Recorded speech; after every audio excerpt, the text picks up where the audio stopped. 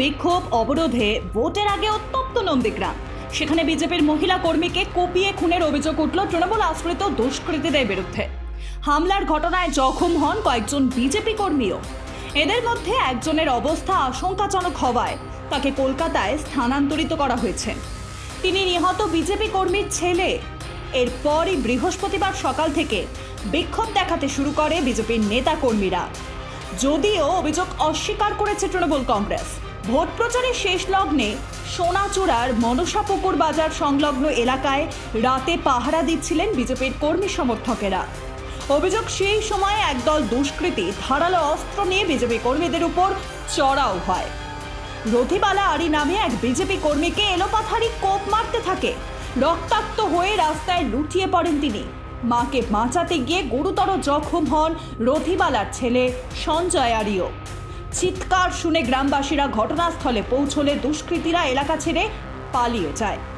এরপর জখমদের Nandigram super speciality হাসপাতালে নিয়ে যাওয়া হলে রথিবালাকে মৃত বলে ঘোষণা করা হয়।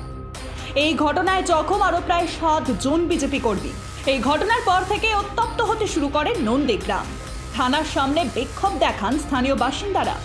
বন্ধের ডাকও দেওয়া হয়েছে। গাছের গুঁড়ি ফেলে রাস্তা অবরোধ করে টায়ার জ্বালিয়ে বিক্ষোভ দেখাতে থাকে। পুলিশকেও এলাকায় ঢুকতে বাধা দেওয়া হয়। স্থানীয় বিজেপি নেতৃত্বের দাবি, এই ঘটনার জন্য দায়ী অভিষেক বন্দ্যোপাধ্যায়।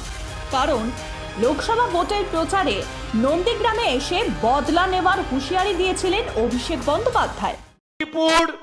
গোকুলনগর, ভেকুটিয়া আর 2 নম্বর ব্লকে বিড়ুলিয়া, বয়াল 1, বয়াল 2 যারা মানুষকে ভোট দিতে দেয়নি তাদের তালিকা আমার কাছে রয়েছে। পরিণতি খুব খারাপ হবে, সতর্ক করে দিয়ে গেলাম।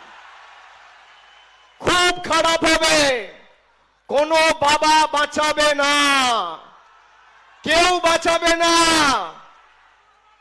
সতর্ক করে দিয়ে গেলাম। সারা বছর রাজনীতি করুন, মানুষের জন্য কাজ করুন, কিন্তু যদি মানুষকে ভোট দেওয়া থেকে আপনারা আটকান, আজকে মায়েরা হাত তুলে আমাকে কথা দিন যে ভালোবাসা, যে স্বতঃস্ফূর্ততা, যে উৎসাহ, যে উদ্দীপনার পরিচয় আজকে আপনারা এই নন্দীগ্রামের মাটিতে দিয়েছেন, আগামী 3 দিন পর সবাই নিজের ভোট, হাজার বাধা বিপত্তি প্রতিকূলতা চক্রান্ত হলেও নিজের প্রাণ বাজি রেখে গিয়ে মমতা বন্দ্যোপাধ্যায়ের প্রার্থীকে জিতিয়ে 19-এর বদলা নেব, 21-এর বদলা নেব।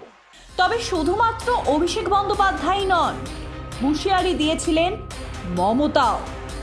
গত বিধানসভা ভোটে নন্দীগ্রামে তাকে হারিয়েই 1956 ভোটে জয়ী হয়েছিলেন শুভেন্দু অধিকারী। এর বদলা নেবেন বলে প্রকাশ্য মঞ্চে হুঁশিয়ারি দিয়েছিলেন মমতা বন্দ্যোপাধ্যায়। নন্দীগ্রামের ঘটনাটা তো আমি আপনাদের আগেই বলেছি। আমাকে প্রতারণা করা হয়েছে, আমার রিগিং করা হয়েছে, টোটাল ভোট লুট করা হয়েছে। সেদিন ডিএম, এসপি সবাইকে চেঞ্জ করে দিয়ে বিজেপি ক্ষমতায় আছে বলে গায়ের জোরে ইলেকশন কমিশনের সাহায্যে ডিএম চেঞ্জ করেছিল, এসপি চেঞ্জ করেছিল, আইসি চেঞ্জ করেছিল। আর ইলেকশন হয়ে যাওয়ার পরেও লোডশেডিং করে দিয়ে রেজাল্ট পাল্টে দিয়েছিল। আমি আজ নাও কাল এর বদলা তো নেবই। কিভাবে নেব, কেমন করে নেব, সেটা আগামী দিন পথ দেখাবে। যদিও হামলার অভিযোগ অস্বীকার করেছে স্থানীয় তৃণমূল নেতৃত্ব। তাদের দাবি, বিজেপির অন্তর্দ্বন্দ্বের কারণেই এই হামলা। যদিও রাজনৈতিক মহলের একাংশের মতে 21-এর হার এখনো মেনে নিতে পারেনি তৃণমূল কংগ্রেস। সেই ক্ষত এখনো দগদগে। তাই বদলার রাজনীতি শুরু করেছে তৃণমূল কংগ্রেস। আর সেই আগুনে জ্বলছে Nandigram. Bureau report, rhythm Bangla.